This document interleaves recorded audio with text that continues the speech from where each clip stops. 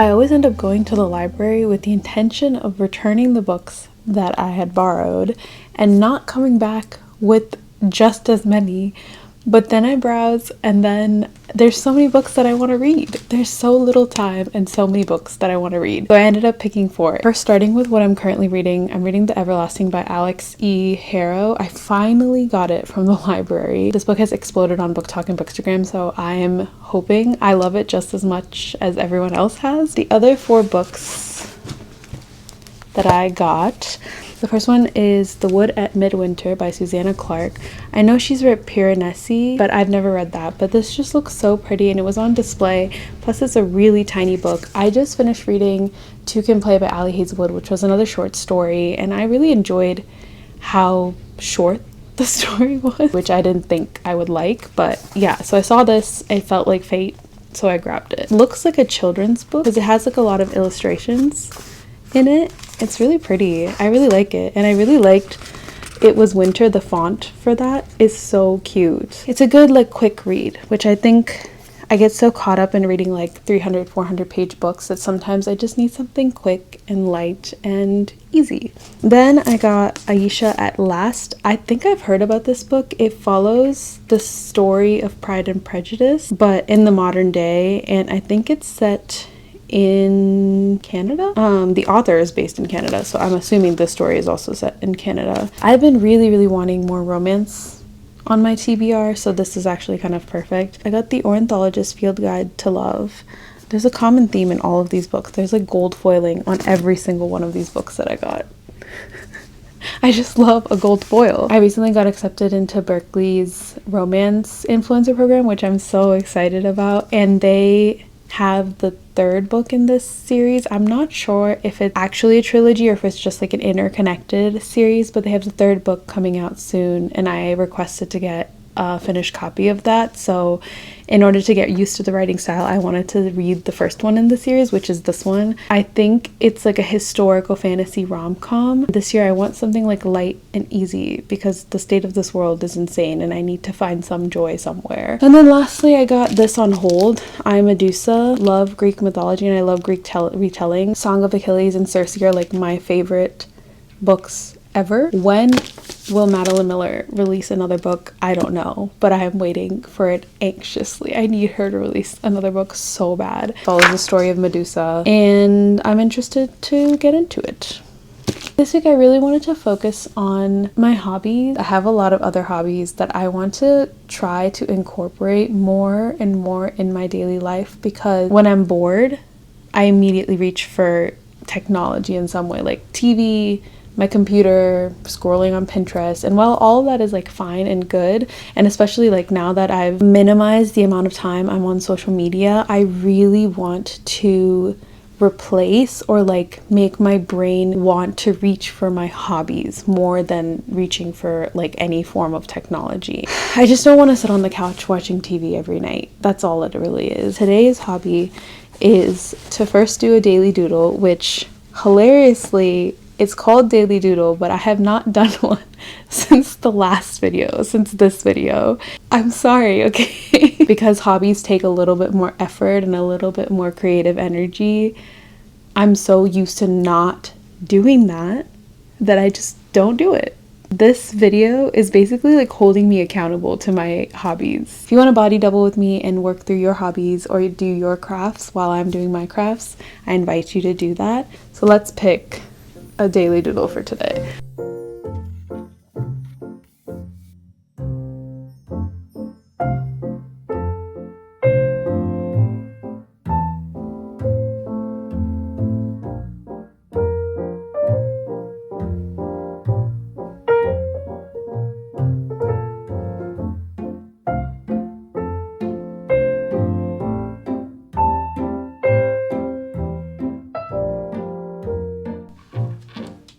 Any small thing that brings me joy has been giving me so much happiness that I literally get choked up.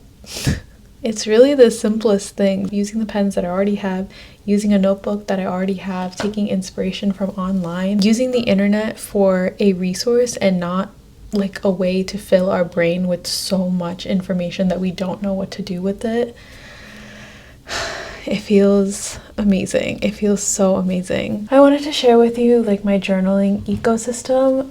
To be completely frank, I am still trying to figure out what it is. The one journal that I do, you've already seen multiple times, is my sketchbook. This is very new and I've been just filling it as I'm going. Again, I'm not forcing myself into any hobby. I'm gonna do it when I like to, and if I don't like to do it that day, then I won't. The next thing that I have, which I got very recently for my birthday, is this leather portfolio. I am so obsessed with this. I'm still trying to figure out what notebooks to put in here, but I did get this like folder thing to put in any like bits and scraps and stuff that I want to add to my journal, but I'm like not ready to do that yet. The first journal in here is my Muji journal.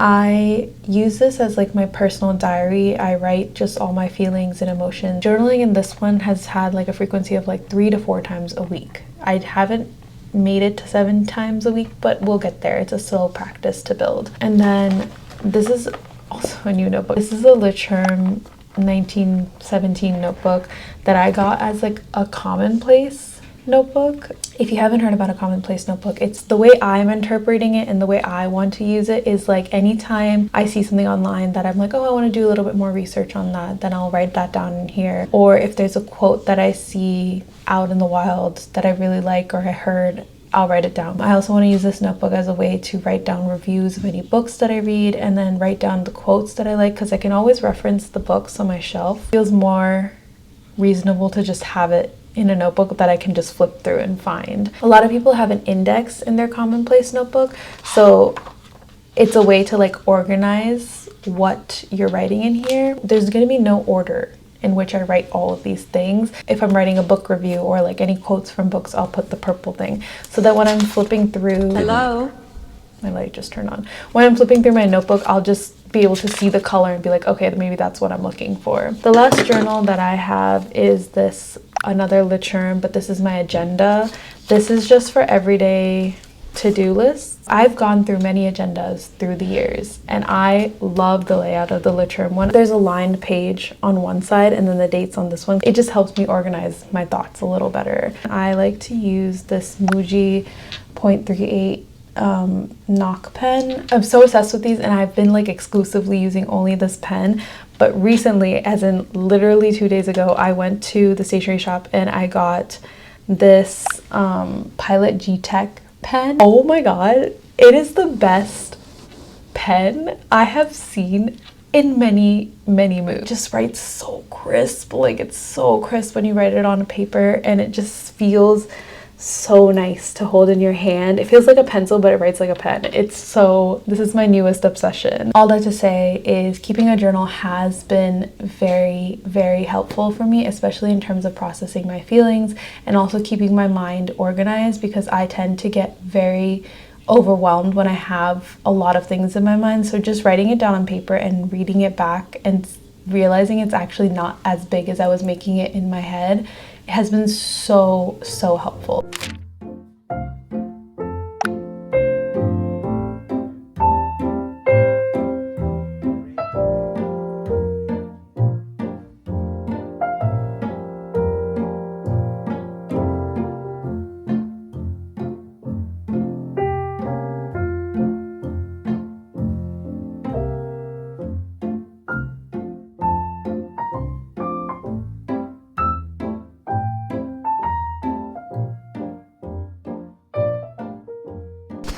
It's so sunny today.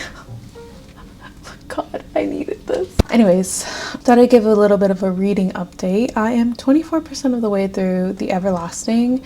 This is such a interesting book. I am very interested in it. The similarities between the empire in here, the Dominion, I think it's called the Nation of Dominion, and the British Empire is so crazy. To get the perspective of like a nationalist is so interesting. The main character, Owen, does anything like endearing, I have to remind myself, I was like, wait, he's actually like an imperialist. It's written in a very engaging way. It's also kind of in second person narrative. Basically, Owen, there's a mythological, but actually she was real, knight called Una Everlasting, who is basically the symbol of patriotism in their country.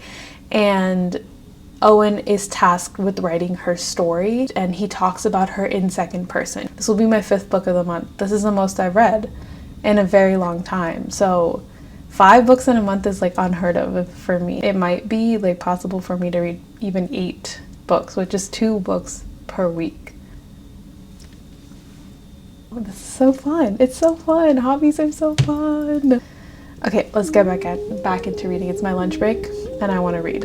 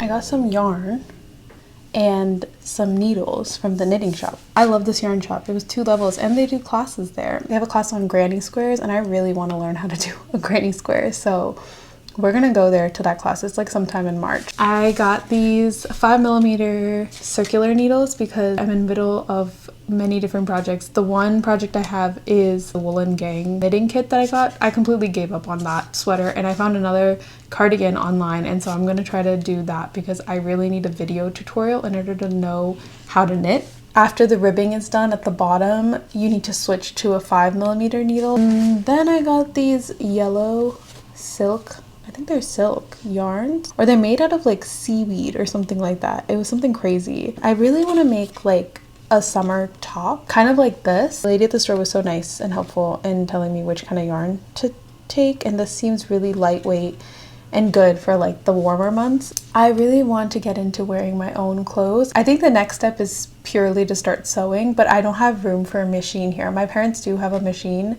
Eventually one day I will learn how to sew because this is the starter pack for me eventually just making my own clothes. I need one person to comment on my video and say, what project have you finished this week? I need y'all to keep me accountable.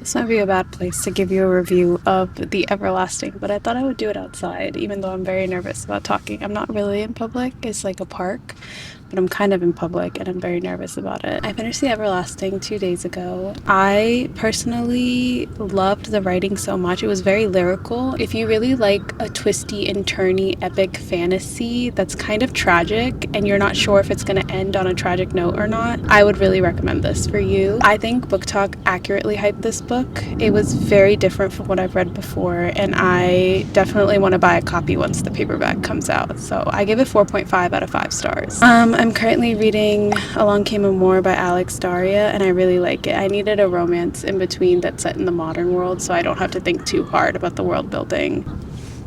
It's a beautiful day outside. I'm journaling. I brought my little craft bagoo with me. I'm very nervous about the bugs. Spring means more bugs. I hate bugs. Not looking forward to that. I was thinking I would be brave enough to doodle something out in the real world, in the wild. Very much trying to get over this perfectionist feeling that I have, that every single drawing I have, even though it's a sketchbook, needs to be like absolutely perfect. And I'm trying really hard to fight that. So I'm really nervous to mess up, which is really stupid because that's literally not the point of a sketchbook. I think I'm gonna end the video here. I hope you have a wonderful week, and I hope you do one hobby that you've been putting off for a while, because that's what this week was about for me. Thank you for being here, and I'll see you in the next one. Bye!